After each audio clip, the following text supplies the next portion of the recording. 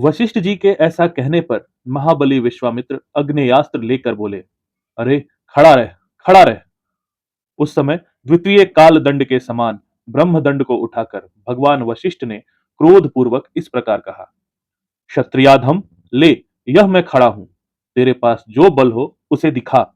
गाधी पुत्र, आज तेरे अस्त्र शस्त्र के ज्ञान का घमंड मैं अभी धूल में मिला दूंगा।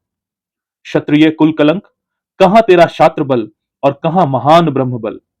मेरे दिव्य ब्रह्म बल को देख ले। गाधी पुत्र विश्वामित्र का वह भयंकर अग्नेयास्त्र वशिष्ठ जी के ब्रह्मदंड से उसी प्रकार शांत हो गया जैसे पानी पड़ने से जलती हुई आग का वेग। तब गाधी पुत्र विश्वामित्र ने कुपित होकर वारुण, रौद्र, ऐन्द्र, पशुपत और ऐशिक नामक अस्त्रों का प्रयोग किया। उसके पश्चात क्रमशः मानव, मोहन, गांधर्व, स्वापन, जृंभन, मादन, संतापन, विलापन, शोषण, विदारन, सुदुर्जय, वज्रास्त्र, ब्रह्मपाश, कालपाश, वरुणपाश, परम प्रिय पिनाकास्त्र, सूखी गीली दो प्रकार की अश्नि, दंडास्त्र, पैशाचास्त्र, कौंचास्त्र, धर्मचक्र, कालचक्र, विष्णुचक्र, वायव्यास्त्र, मंथनास्त्र, हैशिरा, दो प्रकार की शक्ति, कंकाल, मूसल, महान वैधाधरास्त्र, दारुण कालाख, भयंकर त्रिशूलास्त्र, कपालास्त्र और कंकणास्त्र, ये सभी अस्त्र उन्होंने वशिष्ठ जी के ऊपर चलाए। महर्षि वशिष्ठ पर इतने अस्त्रों का प्रहार, वह एक अद्भुत सी घटना थी। परंतु ब्रह्मा के पुत्र वशिष्ठ जी ने उन सभी अस्त्रों को केवल अपने डंडे से ही नष्ट कर दिया। उन सब अस्त्रों के शांत हो जाने पर गाधी नंदन विश्वामित्र ने ब्रह्मास्त्र का प्रयोग किया।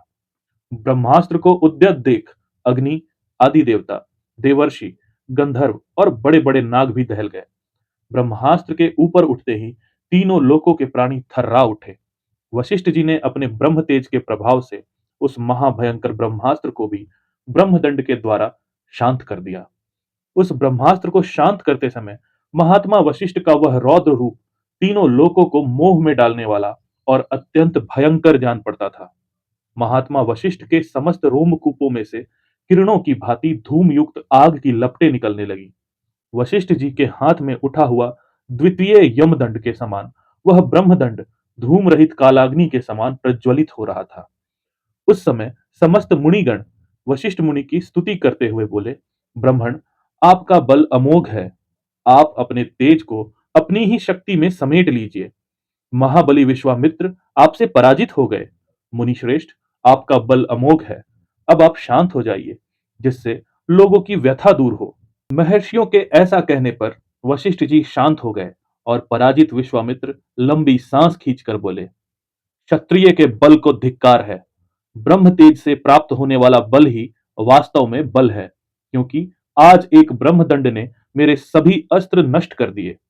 इस घटना को प्रत्यक्ष देखकर अब मैं अपने मन और इंद्रियों को निर्मल करके उस महान तप का अनुष्ठान करूंगा जो मेरे लिए ब्राह्मणत्व की प्राप्ति का कारण होगा। इस प्रकार श्री वाल्मीकि निर्मित आर्ष रामायण आदि काव्य के बाल कांड में 56वां सर्ग पूरा हुआ। जय श्री राम।